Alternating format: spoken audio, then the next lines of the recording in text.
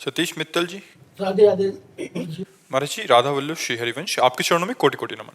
महाराज जी, जब हम किसी को दान करते हैं और व्यक्ति उस दान का गलत उपयोग करता है तो उसकी गलती का इसीलिए कहा गया है कि दान पात्र को देख कर दे। कुछ दान होते हैं जिसमें पात्रता नहीं देखी जाती। जैसे कोई प्यासा है, अब कौन है, हमें कोई मतलब नहीं, पानी पिला देना है।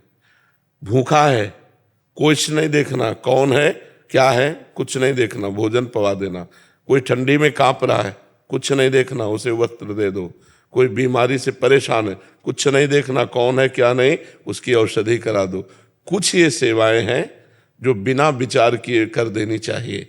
अब जैसे रुपया देना है, अब होश में, वो रुपये का शराब पिएगा कि व्यभिचार करेगा कि जुआ खेलेगा। अगर वो शराब पीता, व्यभिचार करता है, जुआ खेलता है, तो आप उसके भागीदार बनेंगे, आप भी नरक जाएंगे। और अगर वो धन आपका भगवान की सेवा में, संत सेवा में, अच्छे कार्यों में लगा, तो आपकी उन्नति होगी। हम दान इसीलिए देते हैं कि हमारा मंगल हो। तो रुपया बहुत होश से देना चाहिए। भोजन, औषधि, वस्त्र, जल हम किसी को भी दे सकते हैं, लेकिन रुपया जब देने की बात हो तब समझ जाना चाहिए कि अब हम देखें पात्र है कि नहीं, हमारे रुपये का सदुपयोग होगा कि नहीं होगा। हमें भोजन दे देना है, वस्त्र दे देना, उसको औषधि दे देना है, जल दे देना है, लेकिन रुपया देने में हमें थोड़ा विवेक की जरूरत है। हमारे रुपये का सदुपयोग होगा या दुरुपयोग, ये हम पहले जान लें, तब हम रुपया दें।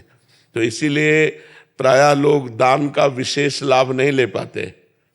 उसमें दो कारण होते हैं। एक तो देहाभिमान होता है कि जो दान दिया उसे छपा दिया, उसे हजारों लोगों के कान तक पहुंच गया तो खत्म आपका पुण्य।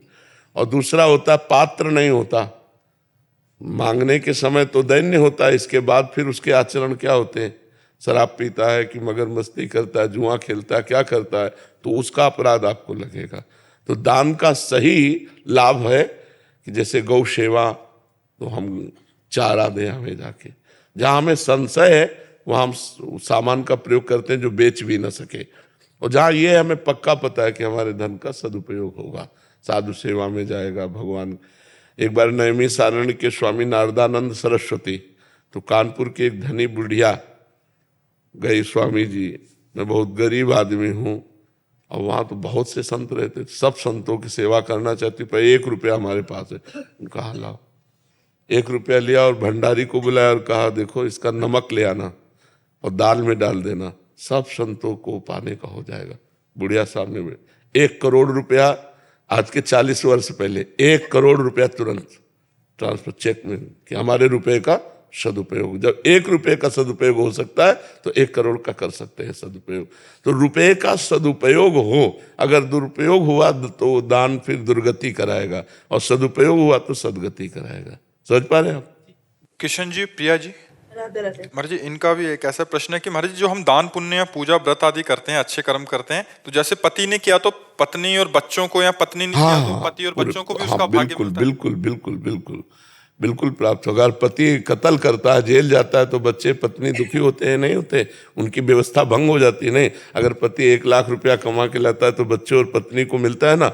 ऐसे ही शुभ अशुभ कर्म से पूरा नाता जुड़ा हुआ होता है। हाँ, जन्म मृत्यु चक्र में फिर अपना अपना हिसाब चलता है। मान लो एक सरकारी आदमी है, उसको जो सुविधाएं मिलती हैं तो उसके परिवार को भी तो भोगने को मिलते हैं। बोले अमुक ऑफिसर के माता पिता फ्री ट्रेन में चल सकते हैं, ऐसा है नहीं, तो उस कर्म का उसका फल मिल रहा है कि नहीं मिल रहा है। अगर आपका शरीर छूट जाता है तो जीवन भर आपकी पत्नी को पेंशन मिलेगी, आपके पुत्रों को सहयोग मिलेगा सरकार का, तो कर्मों का मिलता है हिसाब किताब, वो सब संयोग बनता है। लेकिन भगवान की प्राप्ति स्वयं से होगी, इसके लिए स्वयं भजन करना होगा। ये दान पुण्य से भगवान की प्राप्ति होती नहीं है। दान पुण्य एक अलग शुभ कर्म है, पाप अलग अशुभ कर्म है, जिसका दुख और सुख परिणाम है। और जो भजन है ये भगवान की प्राप्ति कराता है, ये आनंद की प्राप्ति कराता है, ये अखंड प्रसन्नता प्रदान करता है। इसीलिए हम सबको कहते हैं कि पैसा नहीं लगता, कोई मेहनत की बात नहीं, उठते बैठते चलते फिरते राम कृष्ण हरि राधा राधा, जो आपको प्रिय हो वो नाम जप करते रहो। दूसरों का जहाँ अवसर मिले उपकार कर दो, इसी से भगवान प्रसन्न हो जाएंगे जी।